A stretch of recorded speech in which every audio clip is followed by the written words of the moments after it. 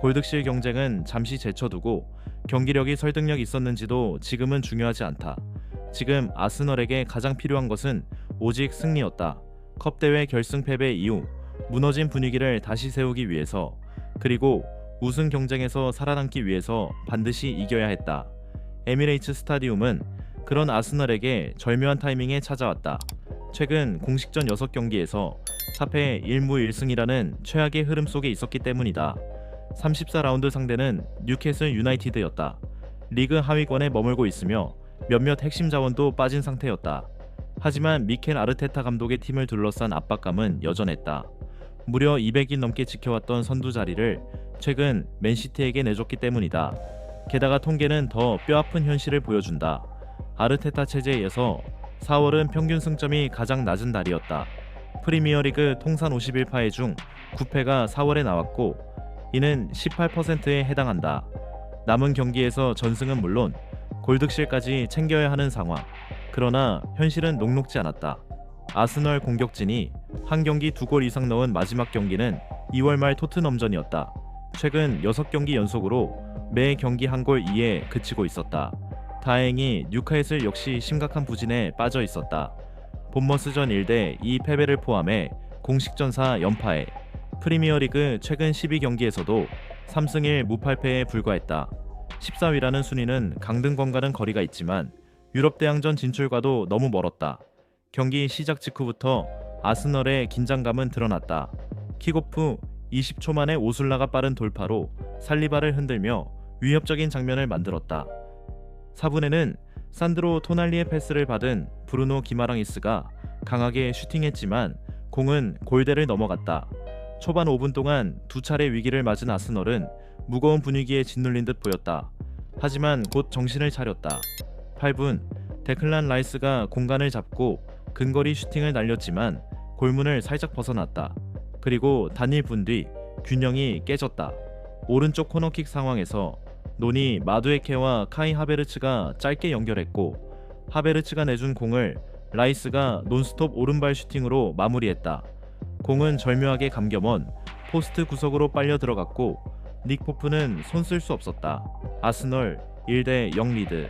이번 시즌 프리미어리그에서 경기 시작 10분 안에 터진 아스널의 세 번째 골이었다. 숫자는 적었지만 타이밍은 완벽했다. 홈팬들을 안심시키기에 충분했다.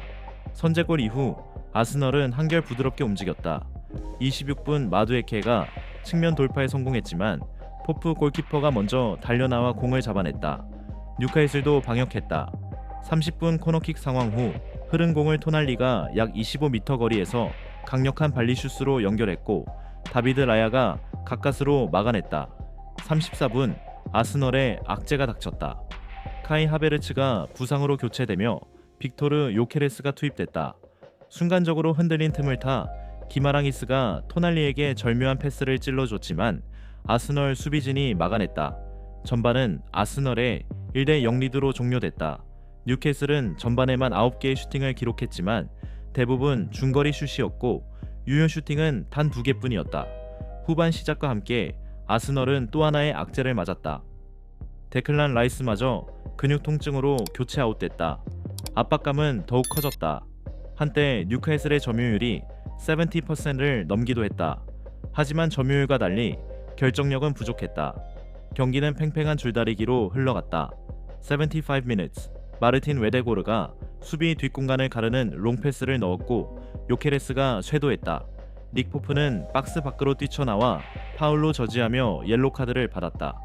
아르테타 감독은 즉각 강하게 항의하며 퇴장을 요구했지만 주심은 커버 수비가 있었다고 판단했다. 81분 에미레이츠를 가장 뜨겁게 만든 장면이 나왔다. 부상으로 한 달을 쉬었던 부카요 사카가 마침내 복귀한 것이다. 이어 가브리엘 마르티넬리가 환상적인 오버헤드킥을 시도했지만 공은 포프 정면으로 향했다. 추가 시간 마지막 순간 아스널은 4대1 역습 기회를 잡았다. 그러나 요케레스가 판단이 늦어 동료들에게 패스를 연결하지 못했고 승부를 끝낼 절호의 찬스를 날렸다.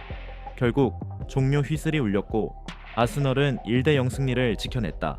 이 경기 90분은 아스널의 두 얼굴을 보여줬다. 라이스와 하베르츠가 뛰고 있을 때는 짧은 패스와 유기적인 움직임으로 경기를 지배했다.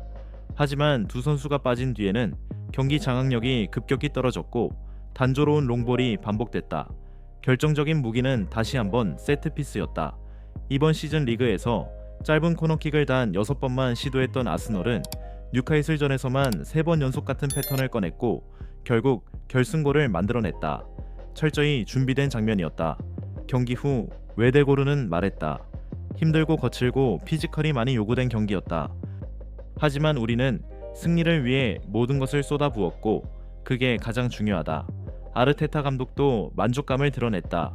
우리가 원했던 결과를 얻었다. 수비 조직력은 훌륭했지만 공을 소유했을 때는 더 나아져야 한다.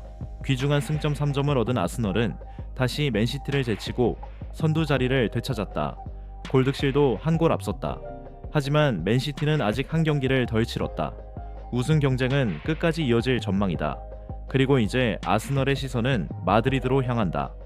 30일 새벽 열리는 챔피언스리그 준결승 1차전, 또 하나의 거대한 시험대가 기다리고 있다. 영상이 마음에 드셨다면 좋아요를 눌러주시고 아래에 댓글을 남겨주세요. 공유도 해주시고 채널을 응원하기 위해 구독도 잊지 마세요.